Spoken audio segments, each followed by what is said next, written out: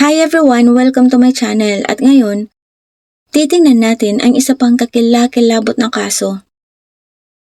Ngayon, tatalakayin natin ang isang kaso na nagpapakita ng isang nakakabahalang katotohanan. Minsan, ang pinakamapanganib na tao ay hindi matatagpuan sa madilim na kalsada o sa isang liblib na lugar. Minsan, nasa loob mismo sila ng sariling tahanan. Noong February 13, 2024, sa isang suburb ng Basel, Switzerland, matatagpuan ang isang lugar na tinatawag na Benningen. Madalas itong tawagin ng mga lokal na Golden Hill. Isa itong komunidad kung saan nakatira ang maraming may kayang pamilya. Malinis ang mga kalsada at ang mga damuhan ay maingat na inaalagaan na halos perpekto ang pagkakagupit. Karaniwan, ang pinakamalaking insidente rito ay isang sasakyang mali ang pagkakaparada o isang basurahang natumba. Halos walang sino man ang nag-aakalang may mabigat na krimeng maaaring mangyari sa ganitong lugar.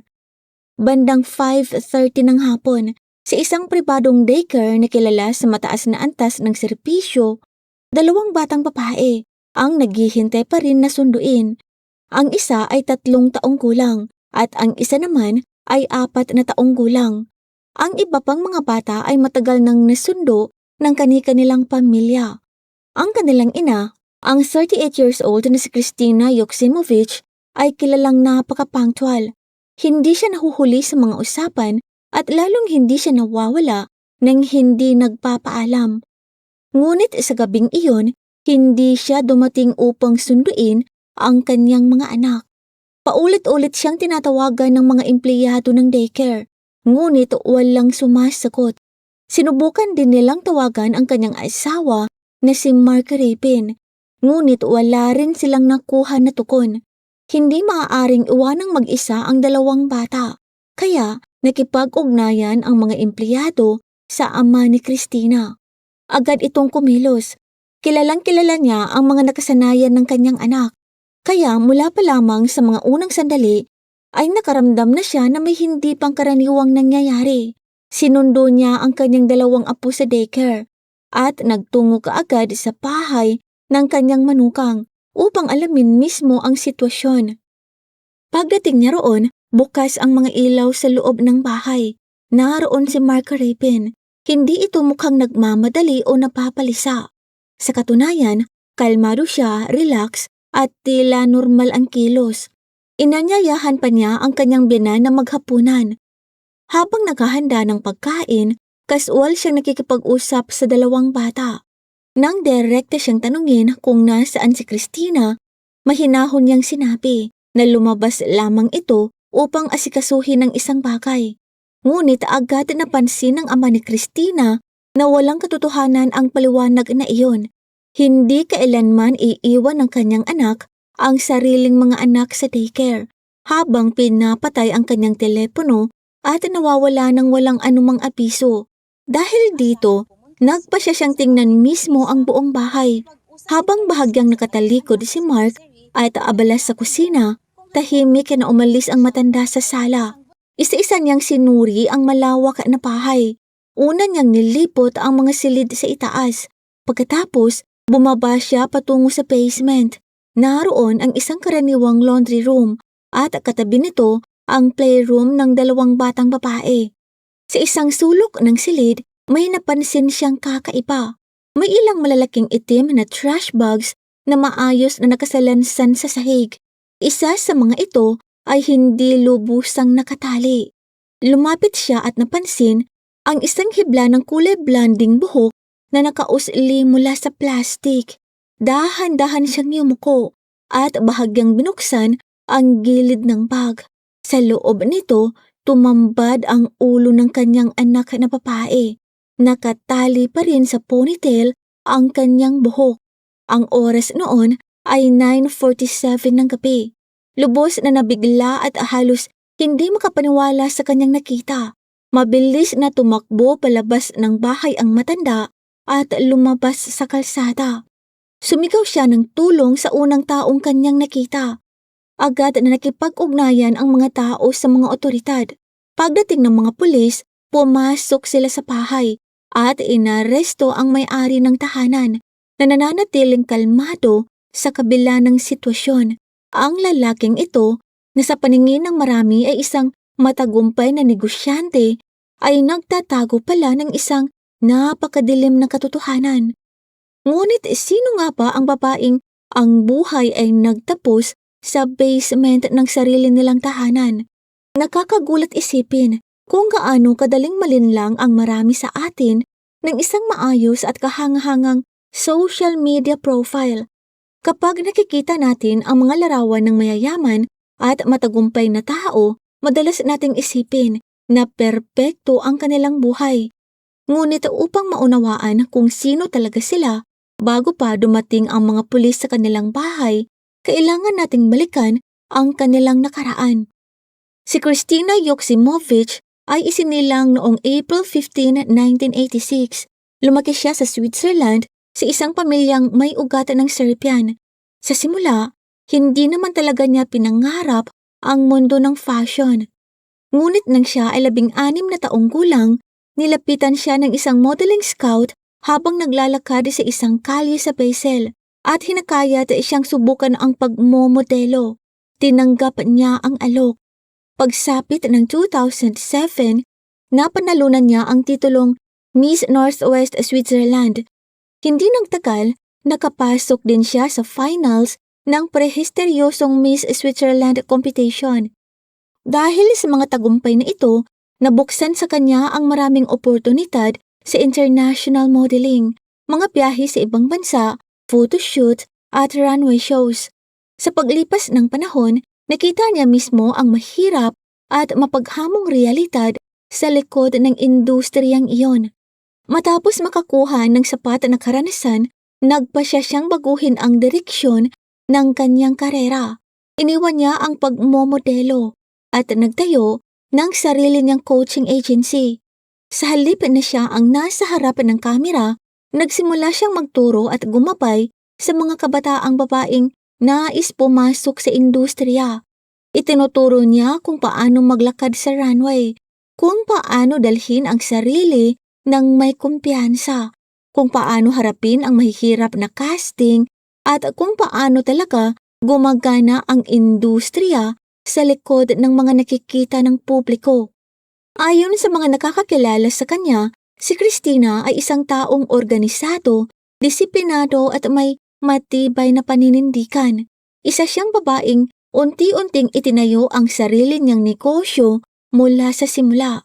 Pagkatapos noong December 2016, pumasok sa kanyang buhay si Mark Rapin. Nagmula si Mark sa isang mayaman at ma-impluwensyang pamilya sa Basel.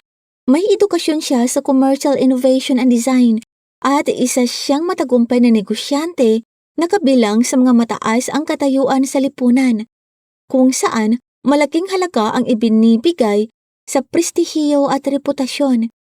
Noong August 2017, opisyal na silang naging mag-asawa. Sa panlabas na anyo, halos perpekto ang kanilang pagsasama. Dalawang matagumpay at matatag sa pananalaping tao ang nagsama at nanirahan sa isang malaki at marangyang bahay. Unti-unting napuno ang social media ni Kristina ng mga larawang nagpapakita ng isang tila perpektong buhay pamilya. Madalas siyang magbahagi ng mga larawan mula sa kanilang bakasyon at mga masasayang sandali kasama ang pamilya, na para bang nasa kanila na ang lahat ng tagumpay. Sa isang larawang in-upload noong August 21, 2023, makikita ang mag-asawa na nakatayo sa dalampasigan habang papalubog ang araw. Sa ibaba ng larawan, dalawang salita lamang ang kanyang isinulat. My world. Daan-daang taga-subaybay ang nag-iwan ng komento. Naniniwalang ang kanilang nakikita ay larawan ng isang perpektong pamilya. Ngunit sa likod ng makakapal na pader ng kanilang tahanan, malayo sa paningin ng iba, unti-unti nang nabubuo ang isang ganap na kakaibang kwento. Ang makintab na imahe na ipinapakita nila sa social media ay kalaunan lumabas na isa lamang maingat na binuong harapang larawan. Napansin mo na ba na may mga taong tila na sa kanila na ang lahat upang mamuhay ng komportable? Ngunit sa huli ay sila rin mismo ang unti-unting sumisira sa lahat ng nasa paligid nila? Ang tila perpektong pagsasamang ipinakita ng mag-asawang ito sa publiko ay nagsimula ng magkaroon ng mga bitak matagal bago dumating ang gabing iyon ng February. Noong 2022, nagpasya si Mark Reppen na maglunsad ng panibagong negosyo. Dito unang napansin ng mga taong malapit sa kanya ang ilang nakakabahalang pagbabago sa kanyang pag-uugali. Mas madali na siyang makalit, nagiging agresibo at palaging tila nasa ilalim ng matinding tensyon. Sa una, iniisip ng kanilang mga kaibigan na normal lamang itong epekto ng stress sa trabaho. Ang pagsisimula ng isang malaking proyekto sa negosyo ay nangangailangan ng malaking oras at lakas, kaya inakala ng marami na ang kanyang mga emosyonal na pagsabog ay bunga lamang ng pagod at matinding pressure. Ngunit habang lumilipas ang panahon, lalo namang lumalala ang sitwasyon sa loob ng kanilang tahanan. Kalaunan, ilang malalapit na kaibigan ni Christina ang nagbigay ng impormasyon sa mga investigador sa ilalim ng mahigpit na pagiging kumpidensyal. Doon nila isiniwalat ang umano'y tunay na nangyayari sa loob ng bahay. Ayon sa kanila, araw-araw umanong minamaliit at pinapahiya ni Mark ang kanyang asawa. Madalas niyang kausapin ito nang walang pagkalang. Binabaliwala ang lahat ng mga nagawa nito at paulit-ulit na sinasabing gusto niya itong paalisin sa bahay at tuluyang ilayo sa kanilang mga anak na babae. Dahil dito, napunta si Christina sa isang napakahirap na sitwasyon sa kanilang pagsasama. Ngunit sa huli, napagdesisyonan niyang hindi na niya kayang ipagpatuloy ang ganoong pamumuhay. Nagsimula siyang seryosong maghanda para sa proseso ng diborsyo dahil wala siyang balak isuko ang pag-aaruga sa kanyang mga anak. 7 buwan bago ang mga huling pangyayari sa kasong ito, noong July 22, 2023, ang matagal nang itinatagong aggression ay nauwi umano sa pisikal na komprontasyon. Nagkaroon ng matinding alitan sa loob ng kanilang bahay at si Christina mismo ang humingi ng tulong sa pulisya. Mabilis na dumating ang mga otoridad. Pagpasok nila sa sala, napansin nila ang mga mapupulang marka sa paligid ng kanyang leeg na tila palatandaan ng pananakit. Gayunpaman, walang inaresto sa pagkakataong iyon. Makalipas ang ilang sandali, binago ni Christina ang kanyang pahayag. Maaaring natakot siya sa posibleng mga panta mula sa kanyang maimpluwensyang asawa o marahil ay nais niyang pangalagaan ang natitirang maayos na imahe ng kanilang pamilya sa publiko. Anuman ang dahilan, sinabi niya sa mga pulis na simpleng pagtatalo lamang ang nangyari. Dahil walang formal na nakasulat na reklamo mula sa kanya, limitado ang maaaring gawin ng mga otoridad. Nagtala sila ng ulat, umalis sa bahay at hindi na umusad pa ang kaso. Walang formal na reklamo, kaya wala ring naging mas malalim na imbestigasyon. Kung susuriin ang mga sumunod na pangyayari, may mga nagsasabing maaaring naiwasan ang trahedyang ito kung mas nausisa noon ang nakaraan ng negosyante. Nang simula ng mga investigador ang mas malalim na pagsusuri sa kasaysayan ni Mark, natagpuan nila ang isa sa kanyang dating kasintahan. Nagbahagi ito ng isang impormasyon na ikinabahala ng mga investigador. Ayon sa kanya, hindi na bago ang ganitong uri ng umano'y marahas na pag-uugali. Sa likod ng imahe ng isang edukado at maayos na tao, may isa umanong mas madilim na personalidad. Isinalaysay niya na noong sila pa, sa isang pagkakataong puno ng matinding galit, si Mark ay umano'y nagmaneho ng sasakyan at sinadyang mapadaan ito sa kanyang paa. Hindi ito itinuring ng mga investigador bilang isang karaniwang aksidente sa pagmamaneho. Batay sa kanilang pagsusuri, pinaniniwalaan nilang isa itong sinadyang kilos ng pananakit. Ang nakatagong kalupitan ayon sa kanilang pananaw ay hindi nawala. Sa halip, tila nagpatuloy lamang ito sa bago niyang buhay may asawa at naghintay ng panibagong pagkakataon upang muling lumitaw. Sa panahon ngayon, halos napakahirap ng maisagawa ang isang mabigat na krimen nang walang naiiwang mga elektronikong bakas.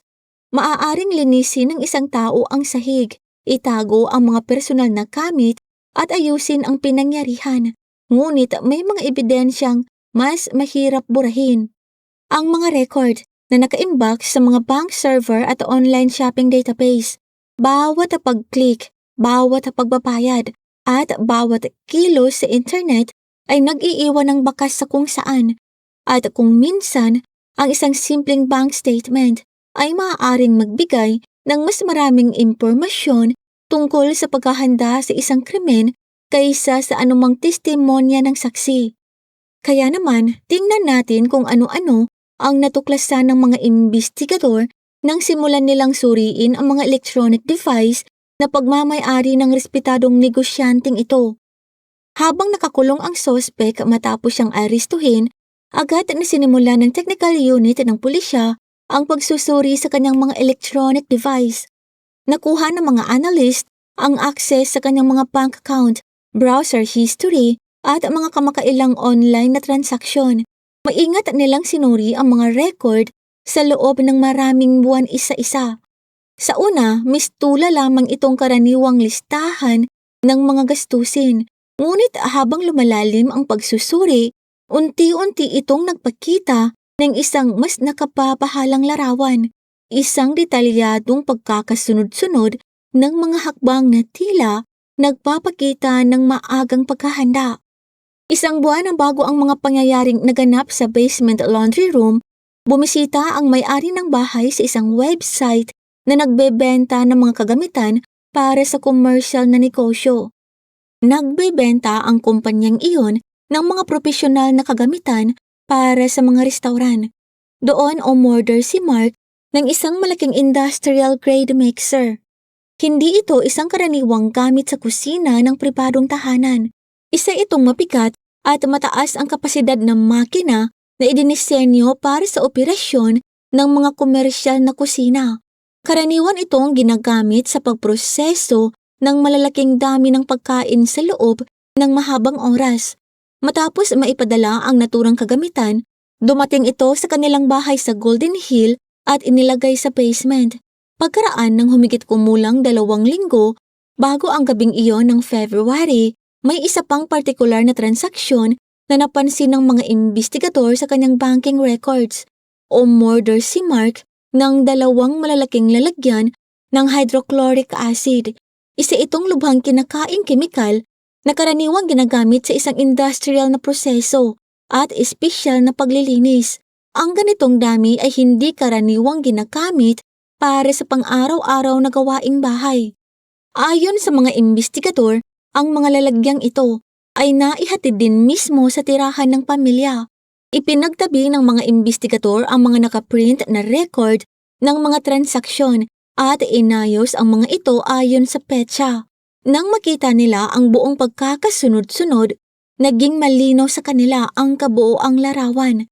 Ayon sa kanilang pagsusuri, ang mga electronic receipt para sa ganitong uri ng kagamitan ay hindi umaayon sa ideya na ang lahat ay bunga lamang ng isang biglaang pagtatalo sa loob ng tahanan. Sa pananaw ng mga investigador, ang magkakasunod na pagbili ng mga espesyal na kagamitan at mga kemikal bago ang insidente ay nagpapakita ng malinaw na pagpaplano at paghahanda. Sa huli, ang mga record ng mga transaksyong pinansyal ang naging mahalagang bahagi ng kanilang investigasyon. Naniniwala ang mga investigador na hindi kumilos ang suspect dahil lamang sa isang biglaang bugso ng emosyon. Batay sa mga ebidensyang kanilang nakalap, pinaniniwalaan nilang nagsagawa siya ng pananaliksik tungkol sa mga paraan ng pagtatago ng mga bakas, bumili ng mga kinakailangang kagamitan at unti-unting inihanda ang isang lugar sa basement na ayon sa kanilang pagsusuri ay maaaring gamitin upang alisin ang mahahalagang ebidensya. Ang mga kagamitang iyon ay nanatili sa laundry room na para bang naghihintay lamang ng tamang pagkakataon upang makamit. Kahit tila malinaw na ang mga pangyayari, may ilan pa ring patuloy na nagbabago ng paliwanag hanggang sa pinakahuling sandali. Sa mga oras na iyon, nakaupo si Mark sa himpilan ng pulisya sa Basel habang naka-video ang kanyang pagtatanong. Tahimik siyang humarap sa mga imbestigador at ibinigay ang kanyang unang bersyon ng mga pangyayari.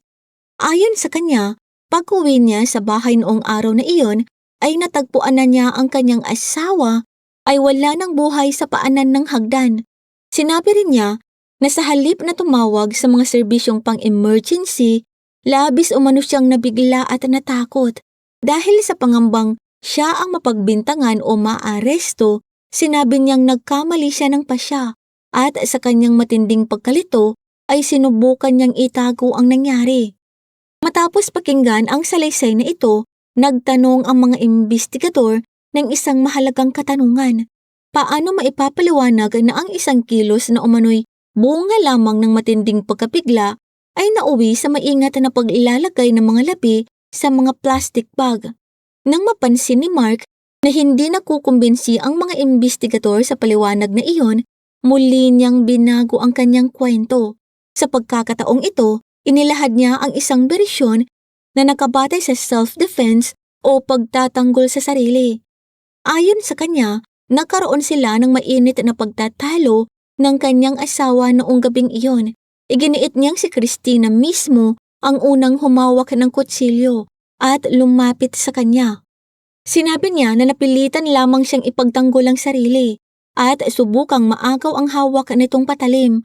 Sa gitna umano ng kanilang pag-aagawan, nagkaroon ng mga pangyayaring nagdulot ng nakamamatay na pinsala. Sa madaling salita, ipinakita niya ang sarili bilang isang taong napasok sa isang trahedyang sitwasyon at napilitang kumilos bilang tugon sa umano'y agresyon ng kabilang panig. Habang isinasagawa ang pagtatanong na ito, abala naman ang forensic team sa masusing pagsusuri sa loob ng bahay. Isa-isang sinuri ng mga espesyalistang nakasuot ng protective suit ang bawat bahagi ng basement at sa bawat bagong natutuklasan, unti-unting humihina ang bersyon ng pangyayaring inilahad ni Mark. Ayon sa pananaw ng mga imbestigador, sa loob ng laundry room, nakarecover ang mga otoridad ng isang electric jigsaw. Batay sa ulat ng forensic experts, may natagpuan silang biological traces sa talim ng naturang kagamitan. Sa isang kalapit na mesa, nakita rin ng mga pulis ang isang kitchen knife at isang heavy-duty garden pruner. Ayon sa kanilang pagsusuri, ang mga kagamitang ito ay may mga bakas na isinailalim sa forensic examination bilang bahagi ng imbestigasyon. Pagkatapos nito, sinimulan ding suriin ng mga technician ang malalaking industrial mixer na matatagpuan sa lugar. Ayon sa mga imbestigador, ang malaking makinang iyon ay nakamit na. Sa pagsusuri ng mga forensic analyst, may natagpuan silang biological material at iba pang bakas sa loob ng lalagyan at sa umiikot ng mga bahagi ng makina na isinailalim sa masusing laboratory examination. Ilang hakbang lamang ang layo mula rito. Nakita rin ang mga lalagyan ng corrosive acid na hindi pa nabubuksan at nananatiling silyado. Ang mga natuklasan sa basement ay ayon sa mga imbestigador, lalong nagpahina sa pahayag na nagsasabing ang nangyari ay simpleng pagtatanggol sa sarili. Sa kanilang pananaw, ang silid ay tila naihanda bilang isang lugar kung saan isinagawa ang sunod-sunod na mga hakbang sa mahinahon at planadong paraan. Naniniwala ang mga detective na ang sospek ay kumilos ng may malinaw na pag-iisip at gumagamit ng iba't ibang kagamitan ayon sa isang tiyak na proseso. Ayon sa kanila, ang isang taong kumikilos lamang dahil sa matinding pagkabigla o takot ay karaniwang hindi nagsasagawa ng ganitong kahaba at sistematikong pagkilos. Kapag ang isang sospek ay nagbibigay ng bersyon ng pangyayari na siya lamang ang nakakapagsalaysay at wala ng kakayahan ang kabilang panig na magsalita, ang siyentipikong ebidensya ang nagiging pinakamahalagang batayan upang maihiwalay ang katotohanan sa mga pahayag. Ito ang dahilan kung bakit napakahalaga ng independent forensic examination. Madalas, ang mga medikal na natuklasan ang nagbibigay linaw kapag ang mga salaysay ay hindi na tumutugma sa mga ebidensya. Sa kasong ito, ang mga nakuhang lapi ay dinala sa isang forensic laboratory sa Basel para sa masusing pagsusuri at ang mga natuklasan ng mga medical examiner ay ayon sa mga otoridad, hindi umaayon sa paliwanag ni Mark tungkol sa umano'y pagtatanggol sa sarili. Maingat na sinimulan ng mga doktor ang kanilang pagsusuri. Iginiit ni Mark na ipinagtatanggol lamang niya ang sarili mula sa isang armadong pag-atake. Ngunit ang resulta ng forensic examination ay nagpakita ng ibang larawan. Ayon sa ulat, walang natagpo ang mga pinsalang karaniwang nakikita sa isang taong nakikipag-agawan ng patalim o nasa gitna ng marahas na pakikipaglaban. Wala ring mga palatandaang karaniwang iniuugnay sa ganoong sitwasyon. Sa halip, ipinakita ng X-ray examination ang isang bali sa hyoid bone, isang maliit na buto sa bahagi ng leeg.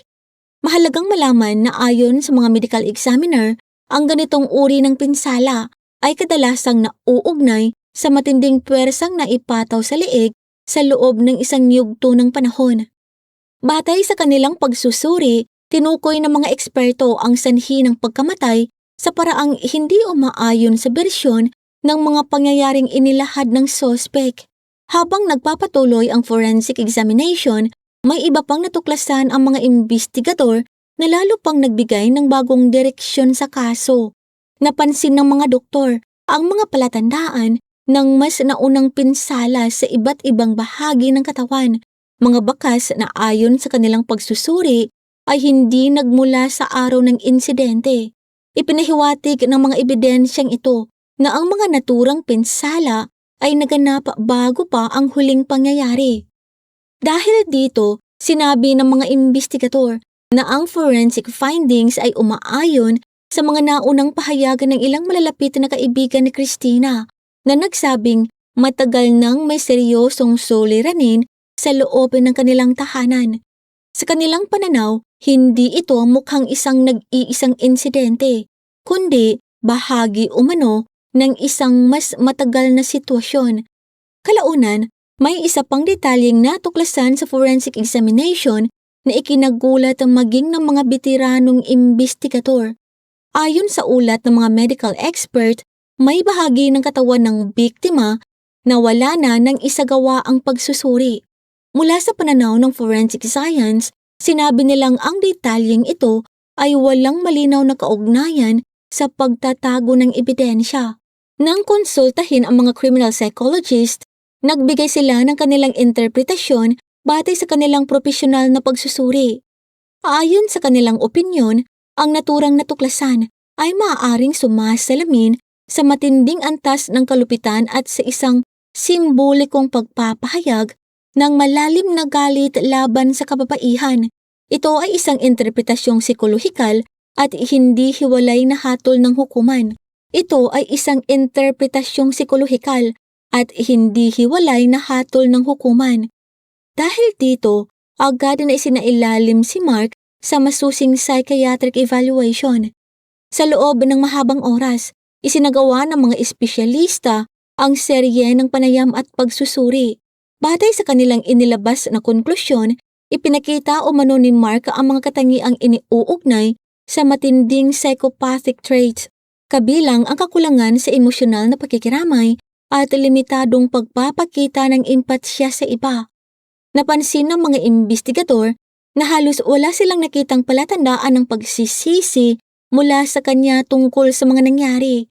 Gayunpaman, sa kabila ng mga nakababahalang natuklasang iyon, may isa pang konklusyon ang psychiatric evaluation na naging mahalagang bahagi ng kaso. Opisyal na idineklara si Mark na may sapat na pag-iisip at may kakayahang unawain ang kanyang mga kilos. Ayon sa mga doktor, sa oras ng insidente ay malinaw ang kanyang pag-iisip. Wala silang nakitang palatandaan na siya ay nakararanas ng hallucination, pagkawala ng ugnayan sa realidad o isang kalagayang hindi na niya makontrol ang kanyang sarili. Dahil dito, sinabi ng mga investigador na batay sa kanilang pagsusuri, nauunawaan niya ang kanyang mga ginagawa at nananatili siyang may kontrol sa kanyang mga kilos sa buong pangyayari. Matapos opisyal na kumpirmahin ng mga medical expert ang kanyang mental competence, sinabi ng mga investigador na ang iba't ibang piraso ng ebidensya ay nagsimulang bumuo ng isang magkakaugnay na timeline. Pag-isipan nito sandali, kapag ang isang tao ay tunay na kumikilos dahil lamang sa matinding galit o takot, kadalasan ay inaasahang magkakaroon ng mga palatandaan ng pagkataranta o pagkalito. Ngunit sa kasong ito, may access ang mga investigador sa smartphone location records, digital timestamps, at iba pang forensic analysis. Dahil dito, nagawa nilang buuin ang mga pangyayari noong araw na iyon, halos minuto kada minuto, upang mas maunawaan ang kabuuang nangyari. Noong February 13, 2024, ayon sa kanilang reconstruction, bumaba si Mark sa basement ng kanilang bahay noong umaga. Pinaniniwalaan nilang inihanda niya ang laundry room bilang isang kontroladong lugar ng trabaho. Inayos niya ang mga kagamitan at inilagay ang iba't ibang kagamitan sa madaling maaabot na lugar upang hindi na kailanganing paulit-ulit na lumabas habang ginagawa ang kanyang plano. Matapos ang paghahandang iyon, ayon sa kanilang pagsusuri, handa na ang lugar. Pagdating ng hapon, umuwi si Christina Yuksimovich. Karaniwan lamang ang kanyang mga plano para sa araw na iyon. Tapusin ang ilang gawain at pagkatapos ay sunduin ang kanyang 2 anak sa daycare. Ayon sa mga investigador, naganap ang pag-atake ng walang babala. Sa kanilang reconstruction, wala silang nakitang ebidensyang nagpapakita ng mahabang kumprontasyon bago ang insidente. Sa halip, naniniwala silang mabilis na naganap ang pangyayari. Batay sa forensic findings, sinubukan ni Christina na ipagtanggol ang sarili, ngunit sa huli ay hindi niya ito kinaya. Ayon sa naging konklusyon ng mga medical examiner, ang sanhi ng kanyang pagkamatay ay naaayon sa mga natuklasan sa forensic examination. Matapos ang insidente, sinabi ng mga investigador na walang naging tawag sa emergency services. Sa halip, batay sa kanilang pagsusuri, inilipat ang katawan patungo sa basement kung saan isinagawa ang mga sumunod na pangyayari. Pagkasara ng pinto ng basement, ayon sa kanilang paniniwala, nagsimula ang isang mahabang proseso na naglalayong alisin o itako ang mga ebidensya. Sa kanilang investigasyon, natukoy nilang iba't ibang kagamitan ang ginamit sa yugtong ito. Ang mga natagpo ang kagamitan at ang mga forensic examination ang naging batayan sa kanilang mga konklusyon. Naniniwala rin ang mga investigador na sa panahong ito naganap ang ilan ang mga kilos na kalaunang inilarawan sa ulat ng mga forensic examiner. Ngunit marahil ang isa sa pinaka-nakagugulat na natuklasan ng mga investigador ay mula sa browser history ng suspect. Ayon sa kanilang pagsusuri, habang isinasagawa ang ilan sa mga hakbang sa kanilang investigasyon at habang umaandar ang isang industrial machine sa basement, binuksan umano ni Mark ang internet sa kanyang telepono. Mula roon, nagbukas siya ng YouTube at nanood ng mga entertainment video. Ayon sa digital records na kanilang nakuha, habang nagpapatuloy ang mga pangyayari, biglang nagliwanag ang screen ng kanyang telepono dahil sa isang papasok na tawag. Ang tumatawag ay ang mga empleyado ng daycare. Naghihintay pa rin noon ang kanyang 2 anak na sunduin. Ayon sa mga investigador, hindi niya sinagot ang magkakasunod na tawag. Batay sa kanilang pagsusuri, pinaniniwalaan nilang ang orihinal niyang plano ay gumamit ng mga kemikal na nauna niyang binili upang tuluyang alisin o sirain ang mga biological na ebidensya. Ang konklusyong ito ay nakabatay sa kanilang interpretasyon ng mga nakalap na ebidensya at naging bahagi ng kanilang opisyal na investigasyon. Ngunit dahil sa sunod-sunod na tawag mula sa daycare, naging malinaw na hindi magtatagal at may mga taong magsisimulang magtanong kung ano ang nangyayari.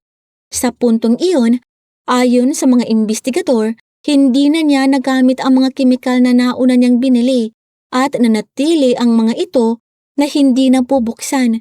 Mabilis niyang nilinis ang ilang bakas sa sahig ng laundry room. Inilagay ang mga itim na plastic bag sa isang sulok at pinatay ang mga ilaw sa basement. Pagkatapos nito, umakyat siya sa itaas ng bahay. Naghugas ng kamay gamit ang sapon at nagtungo sa kusina. Ilang sandali na lamang, darating na sa kanilang pintuan ang ama ni Christina. At sa kabila ng lahat ng nangyayari, kalmado umano siyang nag-alok dito na manatili at sabay silang maghapunan. Ngunit paano nga ba tumutukon ang lipunan kapag ang isang taong iginakalang at kabilang sa mataas na antas ng lipunan ay biglang nasangkot sa isang napakabigat na kaso? Karaniwan, nais ng publiko ang agarang kasagutan at mabilis na kaparusahan.